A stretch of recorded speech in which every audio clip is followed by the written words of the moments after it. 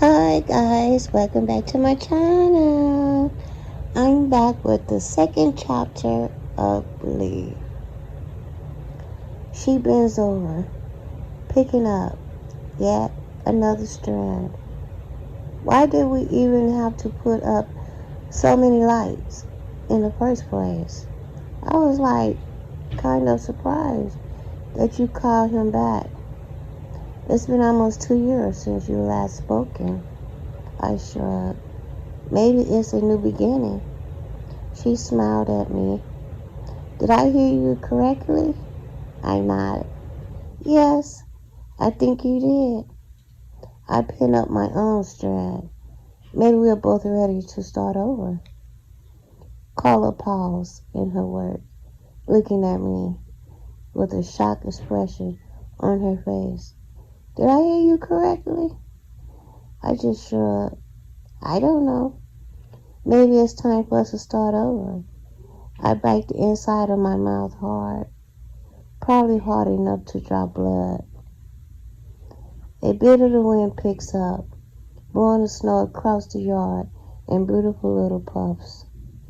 The fruit birds in the trees struggle to hold onto their limbs. The chill reaches me, making me draw my coat up close. Then, just as quickly as it had came up, it dies away, dying down into the ember of nothing. Carla smiles. Well, I'm glad to hear it, Kelsey. It would do you some good to get back out there. I don't know what to do or say. I know she's trying to make me feel better and see the good in life.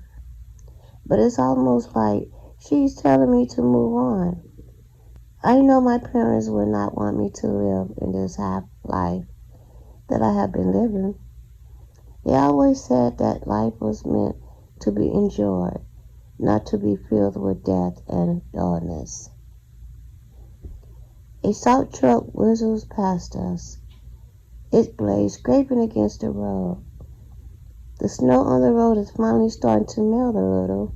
It is late afternoon and it really doesn't make me wonder if we'll have school yet tomorrow.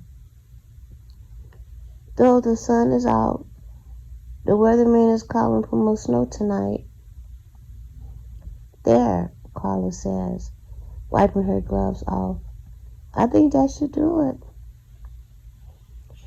We begin our walk back to the house, breaking through the newly fallen snow. There is no way we are going to be able to get the truck out in this. I should probably offer to clean out the driveway, but I know what Carla would say. We're not going anywhere for a few days, so why ruin the beauty of nature? In the entranceway, we peel off our wet clothes, laying them with the hope of them somehow drying. I stand there in front of the fire, letting it warm my soul. I didn't know I had to be actually cold outside until now. Carla's come back into the living room, carrying 2 cups of steamy hot chocolate in Christmas mugs. She shoves the Christmas cards to the side. Well, I guess I won't be getting those out in time. I should have been working on them right after Thanksgiving. I sit down next to her. Well, Christmas really goes on until New Year's Day, so you still have time.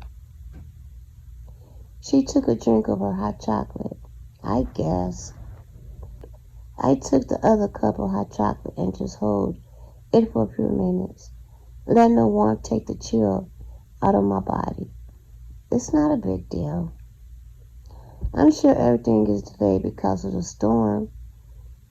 I suppose you're right, Carla said with a sigh. They are just for the neighbors. I guess we could always hand deliver them. I stared at her. You have to see how much snow there is out there. She sighs. I guess you're right.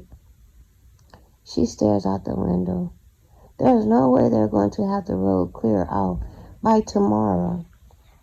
I said it's safe to say that you're not having school again tomorrow. I take a long drink of my hot chocolate. Good. She just shakes her head. You're supposed to want to go to school the day before Christmas break. It's supposed to be fun. I just snort. It is if you're not into the kind of thing, if you're not going to do any actual learning. I would prefer to stay home. I fear you're not getting the full high school experience. You are supposed to have fun, not just be focused on the learning part. Carla points out. I thought the point of going to school was to get an education. That's not the only thing it's about. She pats my knee. You need to be making memories, not just going through life without any joy. I roll my eyes. I do have joy in my life. What I see as joy and what others do are just completely different. Whatever you say. Later that night, I stared at my ceiling, waiting for sleep to overtake me. The crystal light dancing off my ceiling tonight instead of the salt truck. Outside, the wind beats against the house as the snow flies through the air. I'm not sure if there's any more new snow falling or if it's just blowing the old around. Carla had been right about school. It was canceled for a few hours again. I pulled my blanket up around me, letting the warmth into my core. I closed my eyes, willing sleep to come to me. My alarm clock changes over to midnight. In 72 hours, it will be Christmas Day. I cannot stop thinking about those Christmas cards on the coffee table. I knew that some of our neighbors really didn't get much for Christmas. Old Mr. and Mrs. Riley don't have any family, and I know they look forward to the warm greetings from their neighbors. Will they think that no one cares about them? I'm sure they will put up a front. But just how hurt will they really be? I rolled over onto my other side. It's just not right. Though it may be hard for me to get into the Christmas spirit, it didn't mean that other people have to suffer. There has to be a way to get these cards out there. A rather harsh wind gust beats against my window, making me jump. It's really starting to pick up out there. I don't see how we still have power. I get out of the bed and go over to my window. The Christmas lights are barely hanging on. A lot of them are on the ground. The trees are bent so far that it would be a miracle if they don't snap in two.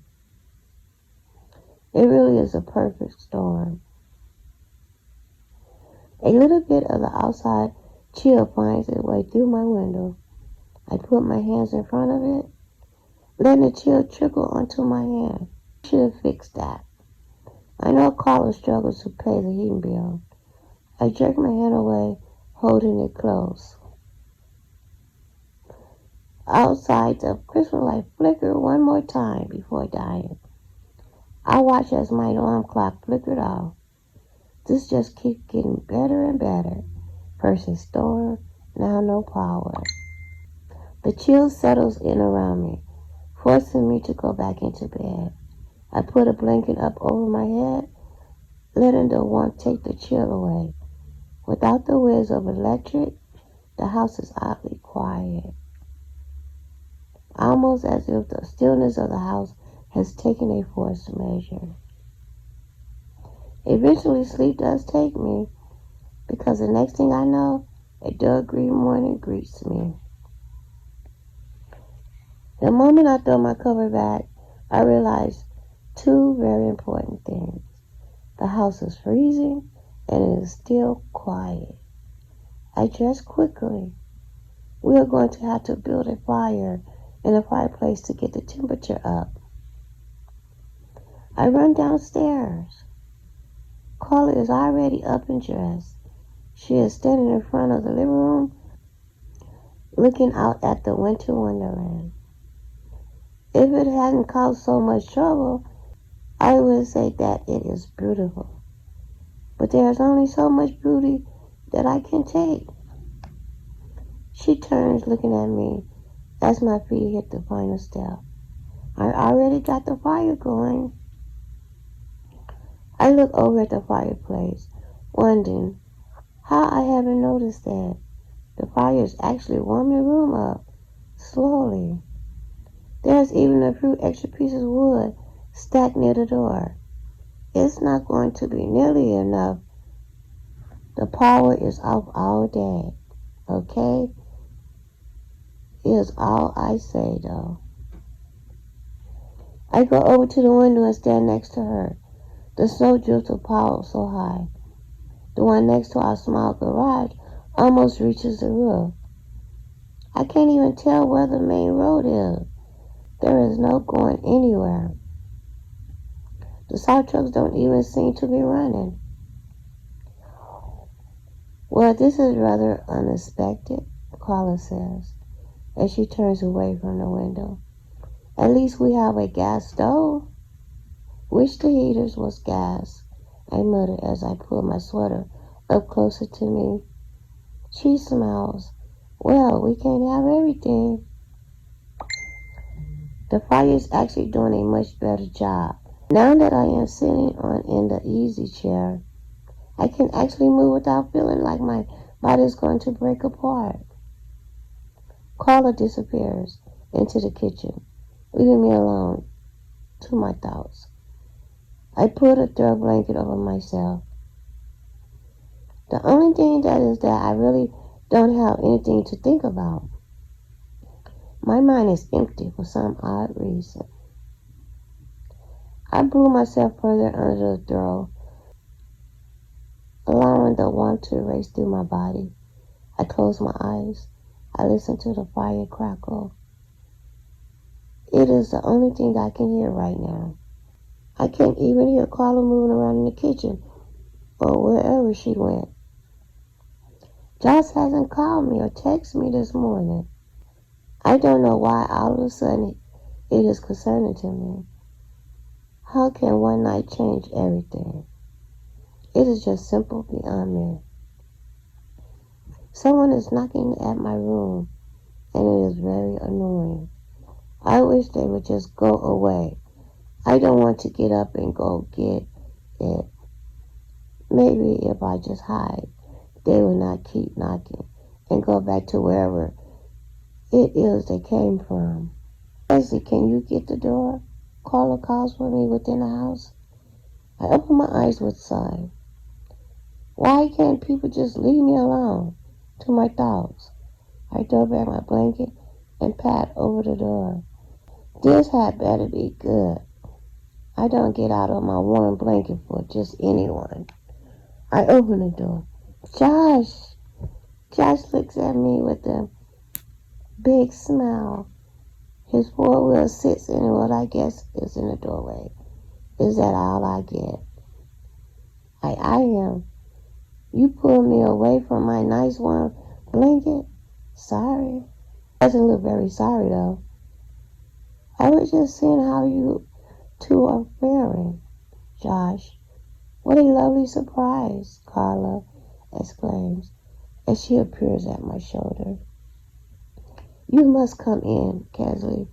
How could you leave him standing out there in this weather? Josh just smiles as he walks past me into the house. There are power lines down all over the place. That's not good, Carla says, shaking her head. I just hope they don't have to work on Christmas.